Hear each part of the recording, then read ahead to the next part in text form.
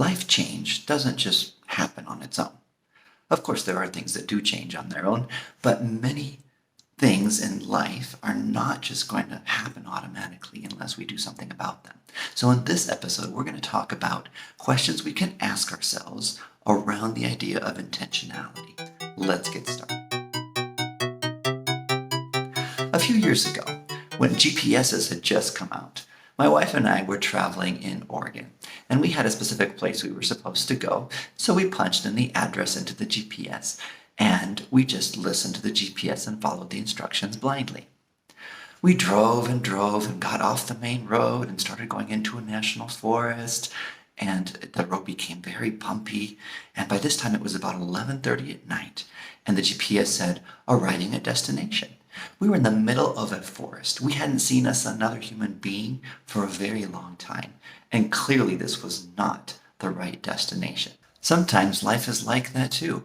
We find ourselves in places that we never imagined going, and sometimes it's because we simply did not take the time to stop and ask ourselves important questions. If we're interested in seeing some life change, the first question we can ask ourselves is, in which areas of my life am I already being intentional? We want to celebrate the good things that we're doing. It's not all bad.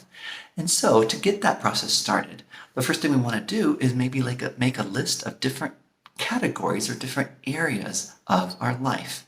This could be, for example, our marriage or our family or our job or our finances or our faith community, different areas, and just kind of list those areas out to begin with. Then go back and think about, for each of those areas, which of those areas actually have we demonstrated some intentionality in. Maybe I purposefully decided to go on a date with my wife, for example, or I decided to spend quality time with my child, even though I was really busy and had other things to do. Just think about which of those areas have we actually been intentional in already. The second thing we can do is to look at that list of areas and say, in which areas of life have I not been very intentional?